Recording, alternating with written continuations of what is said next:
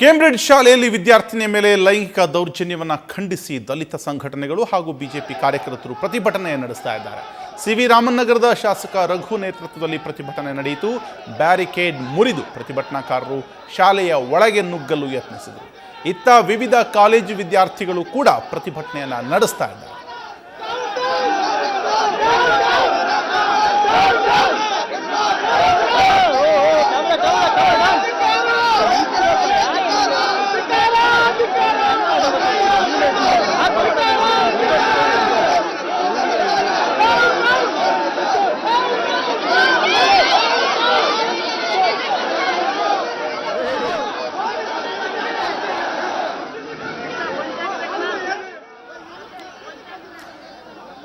Cambridge ಶಾಲೆಯ ಮುಂದೆ ಪ್ರತಿಭಟನೆಯ ಕಾವು ಜೋರಾಗಿದೆ. ಒಂದು ಕಡೆ ವಿದ್ಯಾರ್ಥಿಗಳು ಮತ್ತು ಪೋಷಕರು ಪ್ರತಿಭಟನೆಯನ್ನು ನಡೆಸ್ತಿದ್ದಾರೆ, ಇನ್ನೊಂದು ಕಡೆ ಬಿಜೆಪಿಯ ಕಾರ್ಯಕರ್ತರು ಆಕ್ರೋಶವನ್ನು ವ್ಯಕ್ತಪಡಿಸಿದ್ದಾರೆ.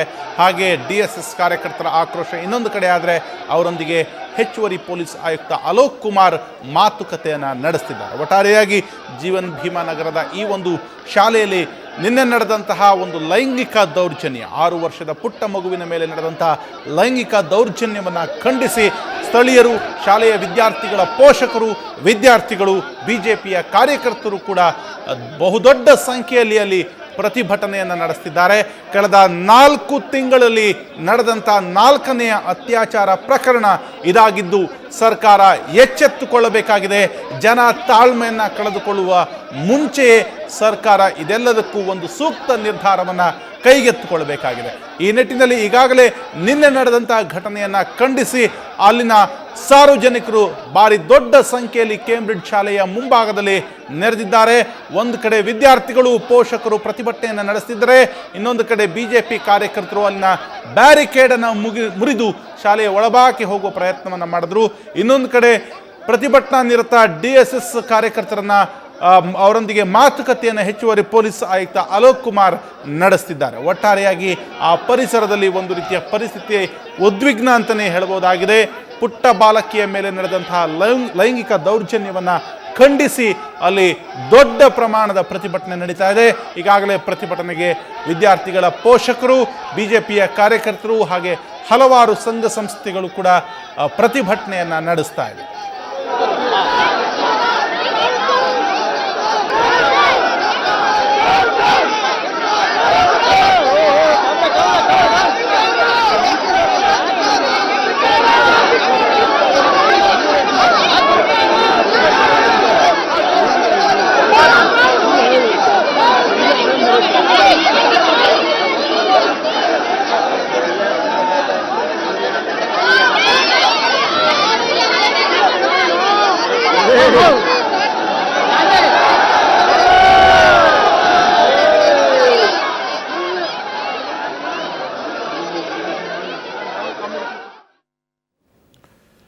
ಕೇಂಬ್ರಿಡ್ಜ್ ಶಾಲೆಯಲ್ಲಿ ಲೈಂಗಿಕ ದೌರ್ಜನ್ಯಕ್ಕೆ ಒಳಗಾಗಿರುವ ಬಾಲಕಿ ಅಜ್ಜಿ ಸುವರ್ಣ ನ್ಯೂಸ್ನೊಂದಿಗೆ ತಮ್ಮ ನೋವನ್ನು ಹಂಚಿಕೊಂಡ್ರು. ಆ ಘಟನೆಯನ್ನು ಮಗು ಇನ್ನೂ ಮರೆತೇ ಇಲ್ಲ. ಅಂದಿನಿಂದಲೂ ಮಗು ಭಯದಲ್ಲಿಯೇ ಇದೆ. ಇಂತಹ ಘಟನೆ ಬೇರೆ ಯಾವ ಮಗುವಿಗೂ ಆಗಬಾರ್ದು ಅಂತ ಹೇಳಿದ್ದಾರೆ. ಪೊಲೀಸರು ಇಂತಹ ಕಾಮುಕರಿಗೆ ತಕ್ಕ ಶಿಕ್ಷೆಯನ್ನು ನೀಡಬೇಕು ಅಂತ ಆ ಬಾಲಕಿ ಅಜ್ಜಿ ಆಗ್ರಹಿಸಿದ್ದಾರೆ. ಬನ್ನಿ ಅಜ್ಜಿ ಜೊತೆ ನಮ್ಮ ಪ್ರತಿನಿಧಿ ನಡೆಸಿರುವಂಥ ಚಿಟ್ ಚಾಟ್ ನೋಡ್ಕೊಂಡು ಬರೋಣ. ಕೇಂಬ್ರಿಡ್ಜ್ ಶಾಲೆಯಲ್ಲಿ ಮಗುವಿನ ಮೇಲೆ ಲೈಂಗಿಕ ದೌರ್ಜನ್ಯ ನಡೆದಿರುವಂಥದ್ದು. ಅವರ ಪೋಷಕರು ನಮ್ಮ ಜೊತೆ ಇದ್ದಾರೆ. ಈಗ ಮಗು ಏನು ಹೇಳ್ತು ಅನ್ನೋದನ್ನು ಅವರ ಕೇಳ್ದ. ಅಮ್ಮ, ಮಗು ಏನಂತ ಹೇಳ್ತು, ಯಾವಾಗ ಈ ಥರ ಆಯಿತು ಅಂತ ಹೇಳಿದ್ರು? ಮೊನ್ನೆ ಸ್ಕೂಲಿಂದ ಬಂದಾಗ ಈ ಥರ ನನಗೆ ನೋವಾಗುತ್ತೆ ಅಂತ ಹೇಳಿದ್ಲು. ಆವಾಗ ನಾವು ಇಮಿಡಿಯೇಟಾಗಿ ಹಾಸ್ಪಿಟಲ್ ಕರ್ಕೊಂಡು ಹೋಗಿದ ತಕ್ಷಣ ಅವ್ರು ಚೆಕ್ ಮಾಡಿಬಿಟ್ಟು ಇದೇ ಥರ ಏನೋ ಮಾಡಿದ್ದಾರೆ ಅಂತ ಹೇಳಿದರು. ಆವಾಗ ಬಂದು ಸ್ಕೂಲಲ್ಲಿ ನಮ್ಮ ಮಗಳು ಇನ್ನೂ 3 ಜನ ಬಂದು ವಿಚಾರಿಸಿದ್ರು. ಅವ್ರಿಗೆ ಅವ್ರು ಸರಿಗೆ ರೆಸ್ಪಾನ್ಸ್ ಕೊಟ್ಟಿಲ್ಲ ಅನಿಸ್ತದೆ. ಆಮೇಲೆ ಅಷ್ಟೇ, ಅವಳು ಬಂದ್ರೆ ಇವಾಗ ಇಲ್ಲಿ ಏನು ಮಾತಾಡಿದ್ರು ಅಂತ ನನ್ನ ಮಗಳು ಬಂದ್ರೆ ಗೊತ್ತಾಗೋದು.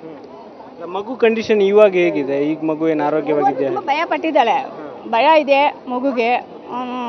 ಅವಳು ಎಲ್ಲರೂ ವಿಚಾರಿಸ್ತಾರಲ್ಲ, ಅವ್ರದ್ದು ಪದ ಅದನ್ನೇ ಹೇಳ್ತಾ ಇದ್ದಾಳೆ. ಏನು ಸ್ಟಾರ್ಟಿಂಗಲ್ಲಿ ಏನು ಹೇಳ್ತೋ ಅದನ್ನೇ ಹೇಳ್ತಾ ಇದ್ದಾಳೆ. ಏನು ಹೇಳ್ತಾ ಇದ್ದಾಳೆ? ಅದೇ ಸಾರ್ನ PT ಸಾರ ಏನೋ ಹೇಳಿದ್ಲು, ಕಂಪ್ಯೂಟರ್ ಸರ್ ಏನೋ ಹೇಳ್ತಾ ಇದ್ಲು ಇವರೇ ಅಂತ. ಕರೆಕ್ಟಾಗಿ ಸ್ಟೇಷನಲ್ಲಿ ಬಂದರು, ಕರೆಕ್ಟಾಗಿ ಗುರ್ತು ಹಿಡಿದ್ಬಿಟ್ಟು ನೋಡಿ ಇವರೇ ಅಂತ ಹೇಳ್ಬಿಟ್ರು. ಅಲ್ಲ, ಅಮೇಶು ನಿಮಗೆ ಗೊತ್ತಿತ್ತ? ಆ ಟೀಚರ್ ಬಗ್ಗೆ ನಿಮಗೆ ಮೊದಲೇ ಗೊತ್ತಿತ್ತ ಆತ ಯಾರು ಏನು ಅಂತ? ನನಗೇನು ಗೊತ್ತಿಲ್ಲ ಸರ್. ನಾನು ರೆಡಿ ಮಾಡ್ಕೊಂಡು ನಾನು ಕೆಲ್ಸಕ್ಕೆ ಹೋಗ್ಬಿಡ್ತಾ ಇದ್ದೆ. ಅವ್ರು ಕರ್ಕೊಂಬರೋದು ನನ್ನ ಮಕ್ಕಳು, ನನ್ನ ಮಗ ಕರ್ಕೊಂಡು ಬರ್ತಾನೆ, ನನ್ನ ಮಗಳು ಕರ್ಕೊಂಡು ಬಂದ್ಬಿಡ್ತಾರೆ. ಯಾರು ಕರ್ಕೊಂಡ್ ಬರ್ತಿದ್ರ ಮಗುನ ಸ್ಕೂಲಿಗೆ ಪ್ರತಿದಿನ? ಕರ್ಕೊಂಬಂದು ಬಿಡ್ತಾ ಇದ್ರು. ನನ್ನ ಮಗ ಬಿಡ್ತಾ ಇದ್ದ, ನನ್ನ ಮಗಳು ಕರ್ಕೊಂಬಂದು ಬಿಡ್ತಾ ಇದ್ಲು. ಅಲ್ಲ, ಈ ಸ್ಕೂಲಲ್ಲಿ ಮುಂಚೆ ಇದೇ ರೀತಿ ಯಾವುದು ಆಗಿರ್ಲಿಲ್ವಾ? ಅದು ನನಗೆ ಗೊತ್ತಿಲ್ಲ. ನನಗೆ ಇವಾಗ ಇದು ಗೊತ್ತಾಗಿರೋದು, ಮಗುಗೆ ಆದ್ಮೇಲೆ ನಮಗೆ ಗೊತ್ತು. ಅದ್ರ ಮುಂಚೆ ಏನು ನಡೀತು ಅಂತ ನನಗೆ ಗೊತ್ತಿಲ್ಲ. ನನಗೆ ಏನಂದ್ರೆ ನಮ್ಮ ಮಕ್ಳಿಗೆ ಆಗತ್ತರ ಬೇರೆ ಮಕ್ಳಿಗೆ ಆಗಬಾರ್ದು. ನ್ಯಾಯ ಸಿಗ್ಬೇಕು, ನ್ಯಾಯ ಸಿಗ್ಬೇಕು. ಬೇರೆ ಮಗುಗೆ ಈ ತರ ಮಾಡಬಾರ್ದು ಅಷ್ಟೇ. ಅಲ್ಲ, ಸ್ಕೂಲಲ್ಲಿ ಮಕ್ಳುಗಳಿಗೆ ಸ್ಕೂಲಲ್ಲೇ ರಕ್ಷಣೆ ಇಲ್ಲ ಅಂತಂದ್ರೆ ಏನು? ಈಗ ಆತನಿಗೆ ಏನ್ ಶಿಕ್ಷೆ ಆಗ್ಬೇಕು ಅಂತ ಅನ್ಸುತ್ತೆ? ಸಾಯಿಸ್ಬಿಡಿ. ಈ ತರ ಮಗು ಇಂಥ ಗಂಡಸು ಇದ್ದು ಏನ್ ಪ್ರಯೋಜನ? ಏನ್ ಪ್ರಯೋಜನ ಹೇಳಿ? ಇನ್ನ ಬೇರೆ ಮಗುಗೆ ಈ ತರ ಹಾಳು ಮಾಡ್ತಾರೆ, ಬೇರೆ ಮಗುಗೂ ತರ ಹಾಳು ಮಾಡ್ತಾರೆ ತಾನೆ. ಯಾರು ಅಟೆಂಡ್ ಮಾಡಬಾರ್ದು. ಪೊಲೀಸ್ನವ್ರು ಏನ್ ಹೇಳಿದ್ದಾರೆ ನಿಮ್ಗೆ ಏನಂತ? ಅವರೇ ಹೋಗಿದೆ ಸರ್, ಮಗಳು ಅವರು ಎಲ್ಲ ಹೋಗಿದ್ದಾರೆ ಸ್ಟೇಷನ್ಗೆ. ಅವ್ರು ಬಂದ ಮೇಲೆನೆ ಗೊತ್ತು. ನನ್ನ ಅಜ್ಜಿ ನನಗೇನು ಗೊತ್ತು. ಈಗ ಮಗು ಆರಾಮಾಗಿದ್ಯಮ್ಮ? ಆರಾಮಾಗಿದೆ, ಪರವಾಗಿಲ್ಲ. ಅಲ್ಲಿ ತುಂಬಾ ಭಯ ಪಟ್ಟಿದ್ದಾಳೆ. ಹಾಸ್ಪಿಟಲ್ ಕರ್ಕೊಂಡು ಹೋಗಿದ್ದಾರೆ.